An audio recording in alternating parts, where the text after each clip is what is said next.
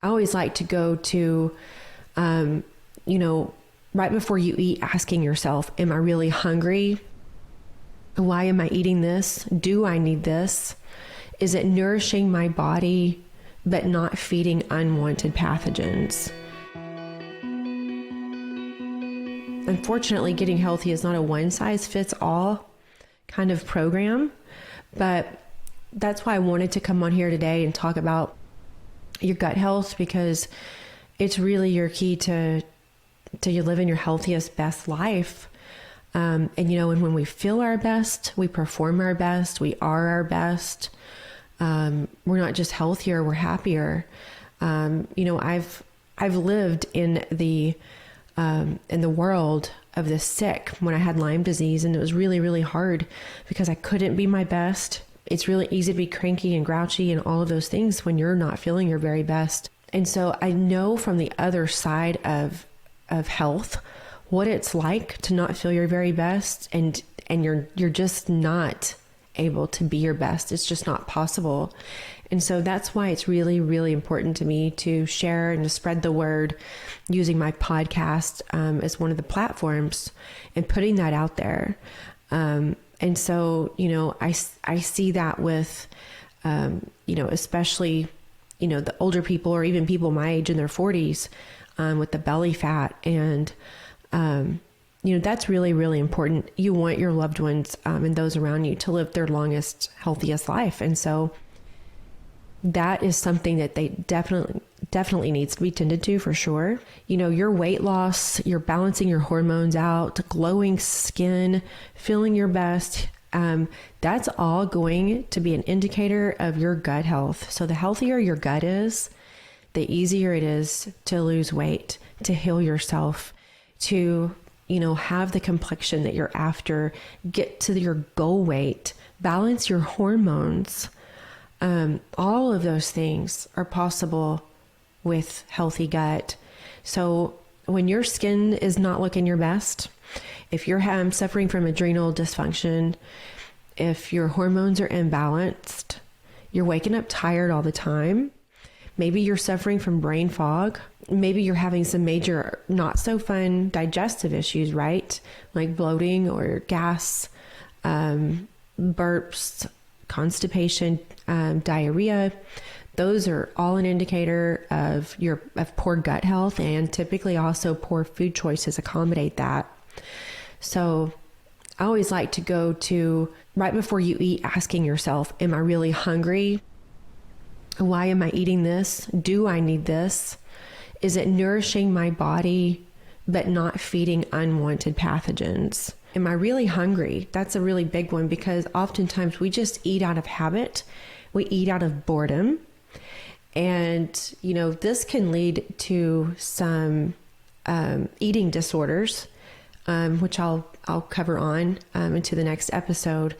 And I've personally suffered from myself. And so it's really important to always make sure that you're eating for the right reasons. Make sure that you're not, like I said before, not eating too big of a meal. Make sure that you're eating a balanced meal. So you want some healthy fats, some proteins, complex carbs if you need them, right? And your fiber and things like that. But it's not necessary to have grains at every meal. And I definitely am a believer in staying away from the gluten. So if you want to have grains, have them in smaller portions. And, typically it's not something you need at the end of the day. You typically don't need grains at the end of the day unless you're an athlete and you have, other reasons for that. But just remember, your digestive system slows down at the end of the day, just like our bodies do. And so if you eat this really big, large meal, and then you add unhealthy foods on top of it, and then you're just going to kind of sit around or lay down, you're not going to digest those things as well. So speaking of laying down, this is another thing that people most oftentimes don't realize. So digesting is a north to south process, right? And I always ask people, where does digesting begin? And they're going in the mouth. It actually begins first here in the brain. Once we start to think about eating a food or the foods that we're going to eat, we actually kind of start to salivate, and we're already starting that process. And so then once you actually ingest the food, it goes down. So now think of digesting as a north to south process. So if you eat a big meal and you go lay down, it makes it a lot harder to digest food. And food that is improperly digested and not digested the way it should be, it sits in your gut, and it can lead to, stomach pains and bloating, and, down the road that can lead to a small intestinal bacterial overgrowth, which can lead to leaky gut, and that can lead to autoimmune, and, just keeps kind of a domino effect, right?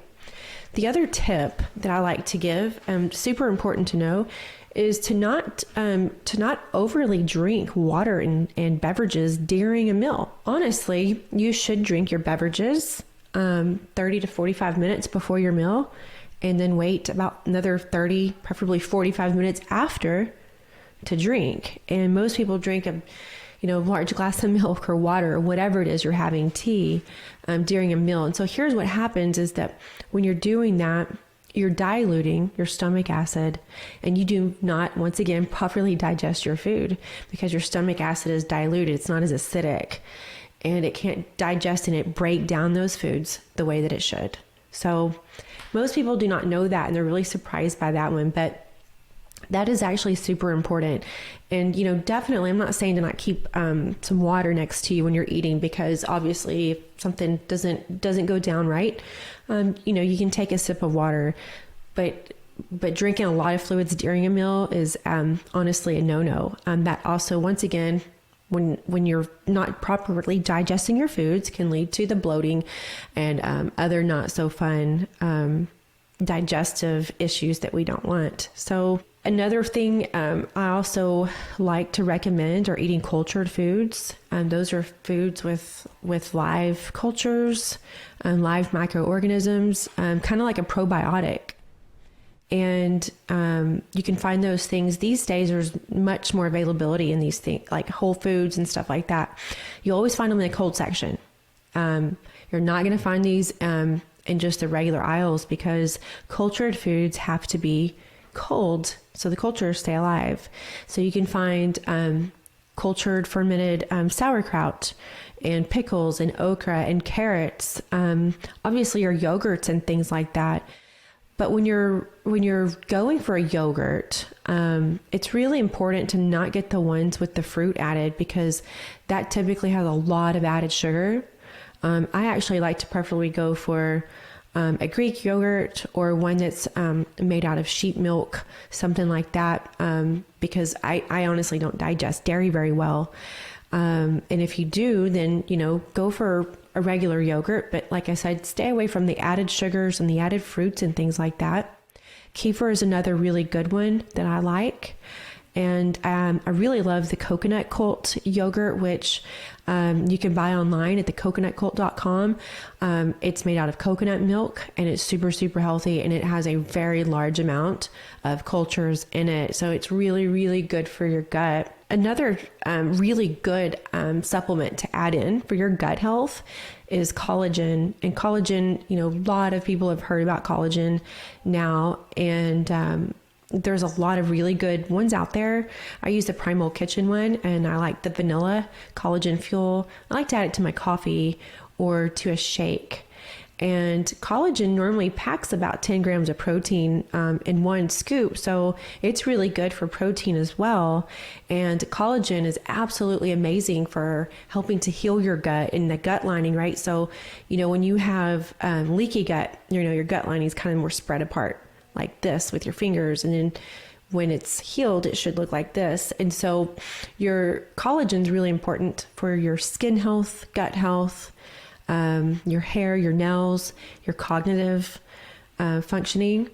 And so that's also another really good thing to add into your diet is collagen. And you can also get that when you drink bone broths. Bone broths are really, really good as well. And so these are my top tips for gut health. And I also, like to put the importance out there of gut health. And so, if you have any other questions when it comes to like gut health and things like that, please don't hesitate to shoot me an email and look me up on social media and ask me, because I love to answer these questions and to educate others on the importance of gut health. And thank you for tuning in today. I hope you all have a wonderful rest of your day.